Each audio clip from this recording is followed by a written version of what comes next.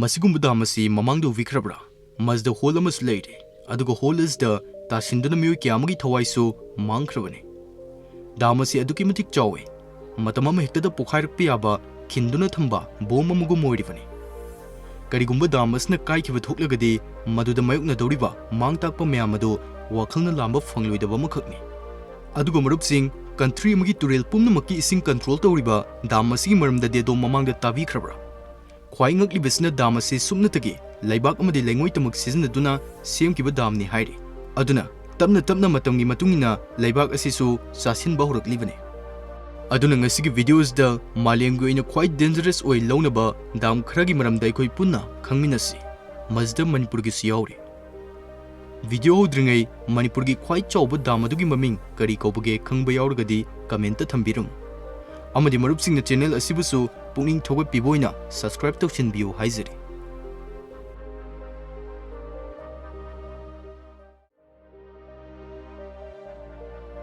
USA da leiva Hoover Dam asinga lengai matamda Boulder Dam hariga miyamna khangnarammi concrete na semkiba masigi dam asne USA da ngasi fawgi khwai wangba dam oiri aduga masi States of Nevada amadi Arizona gi tainaf da leiriva Colorado turel gi marakta savani dam asi mathaktagi yenglagadi yam paba manui adubu makha thangba saruktadi feet sadruka umfumuk paklibani mathak thangba asna 45 feet khak ohilli mato asum tawduna ayamba damsing makha thangba sarukta hena thahalli masina dam asigi mapangal kanba helali hainasu expert singna phongdokli marup singna su hena khanglamlagani damgi mathau asi ising thatnaba khak natti tongan bihiram kya da ningthina sijinnanabani masda store tawduna thamliba yamlaba ising asi irrigation amdi electricity generate tawnavgi chang adutamak thadoi masina lemna mangkhigadaba ising adu kanba ngamlibani dam asi leitaba targadi leptuna chentharakpa ising asi fajin minaba leitaba maramna ising chawthoraktuna mahi marong amadi cities kya mangta khandawribani masigi dam asi 726 feet wangi karigumba masina kaitharakpa thoklagadi mioi lising amadi lakta natte mioi crores kya gi thawai mangki dawribani oithokpa yaba fivamsing film kya dasu uthokhrabani aduna dam asi khwai danger oiba dam amani haina lowne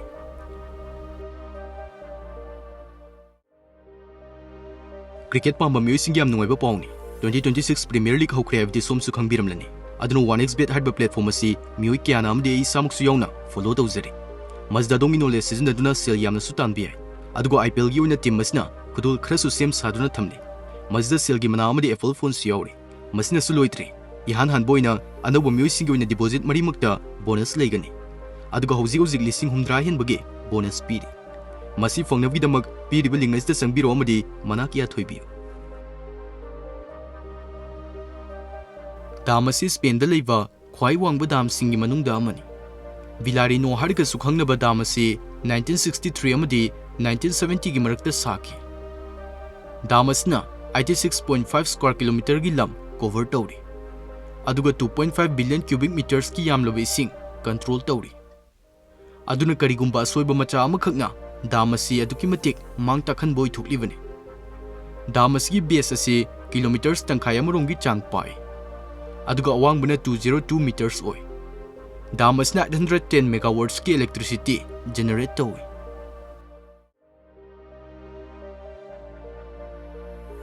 China hariba lebak asi dam yamna lei haibgi damak maming chalibani chawrapna lebak as the dam 80,000 muk lei mayam asigi manungdagi Jinping Dam asna khwai hena chawi amadi malengbi oina khwai chawba dam singi manungdaso chalibani billions kya changna semkiba dam asigi awangba si 305 meters oi amadi 568.6 meters sangi masi Southeast Asia gi oina khwai sangba turel Yalong turel asta sakibani dam asi adukimatik park chawi 60 million henba mioina dam asta depend tawribani amadi China gi yamba saruk singda seasonary electricity asi dam astagi supply tawribani adubu dam asna park chawriba sumna sathibasu helibani engineer singna dam asigi safety gi maramda itattatna wafong kya phongdoktuna lakni makoina dam asi nuclear bomb amaga fawba changdamnaduna matam ama hektada pukhairapa oithoi haina phongdokli aduga asumna karigumba thoklagadi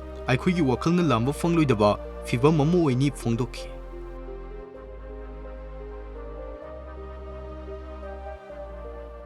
Dam asi Zimbabwe Turelda sakibani.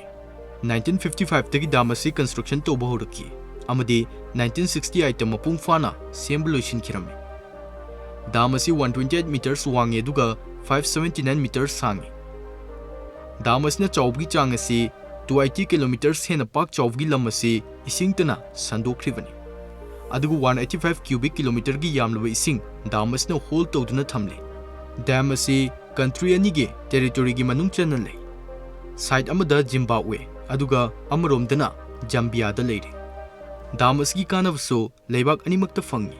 Aduna dam asibu maintenance tawnavgi daita leibak animakta lei. Report amagi matungina dam asi karigumba amuk halaga ningthina sem sajindravadi fail oikiba yai haina phongdokli. Karigumba sumna oikragadi mioi 3.5 million senbagi thawai mangboi thoi haina expert singna phongdokli.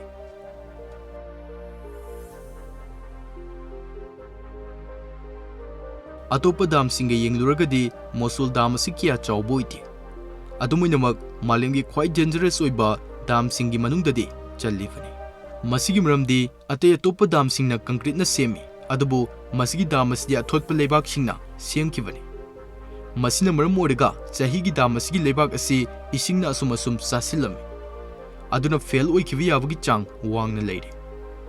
Itattatna su dam asi repair tawbusu tahalli. Dam asi 1986 Saddam Hussein rule tawringai matamda sakibani. Dam asna fail oraklamdai matamda thadoruknaba ising adubo thatnavgi damag emergency relief dam amasu semduna thamli. Aduna dam asi maram chana sahudaba maramna ngasi fawsu construction tawba leptre. Dam asna karigumba isingi mai wangkhalaktuna kaikiba thuklagadi mioi crores kyagi thawai mangdoribani. Masi haijinabnate expert singna hanjin phongdokpa leikrabani. Dam asing asisu ISIS lalhobu singna target thamduna itattatna akiba mipaiba pokhaliba dam amakaksuni.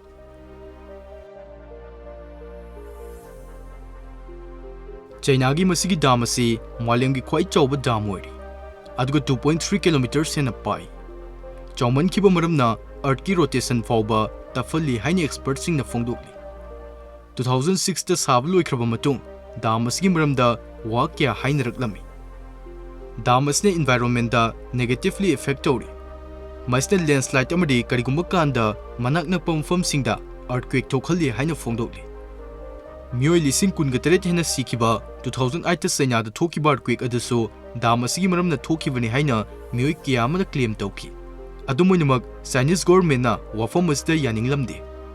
Haukiba sahi khradaso dam asi hanjin danger level da cross tawkrabani.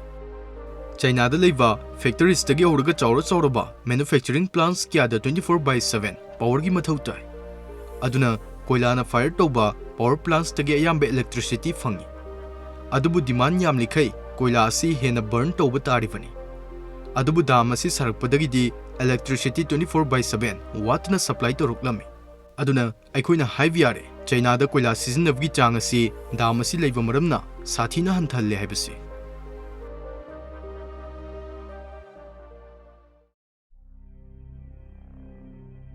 Dam asi Thoubal Turelda sakibani. 1980 dagi saba horakhi amadi 2020 da mapung fana sem saba loishinkirami. Dam asi Maphou Dam, Mapithel Dam, Thoubal Multipurpose Dam asumna mingthol kiya da khangnei. Aduga masi Fayang village da lei. Dam asi sakibagi maru oiba maramsi power irrigation amadi thaknaba ising fangnavgi damakni. Report singi matungina dam asna 7.5 megawatts ki electric generate tawi. Aduga 33,449 hectares ki park chawrba lamgi saruksingda ising fangalli. Amadi thaknaba ising 10 million gallons sena Imphal da supply tawribani. Chawrapna dam asi savda 982 crores mukchang ki hairi. Dam asi 66 meters wangi aduga 1074 meters sangi. Dam asne hectares lising ani gi lam aduga khungang kungani thoi gi mioi lising nipan henbagi punsida chawna singnaribani. Khungang nipan amadi already submerged tawkrabani. Lemhoriba khungang sing asisu nongma natraga nongmadi ising manungda soidanamak laikhidoribani. Adomna su hena khangbiramlani Chadong village khungang asi pura oina ising manungda submerged tawkrabani. Dam asni hena sathiribgi maram sing harigadi report amagi matungina Maphou kuki village tagi pikliba ngang ani dam asdagi sina fangki. August 2016 da Riha village ta chahi humdrarom suraba ahal amasu leikhide. 2018 da Tumukhongdagi machil manau nupi animak leikhide. Mato asum tawduna mayang Imphal amadi Kaisamthongdagi dam asibu yengba lakpada thawai mangkhirammi. Masdagi henba kitu zungba thodok kya ama lei. Marup singni henna khangninglagadi description da link pizramge in details khangba ngamgani. Mayam sing asina dam asi amuk henna akiba pokhalibani. Dam asigi oiba separate video pamlagadi marup singna commenta phongdok piramu.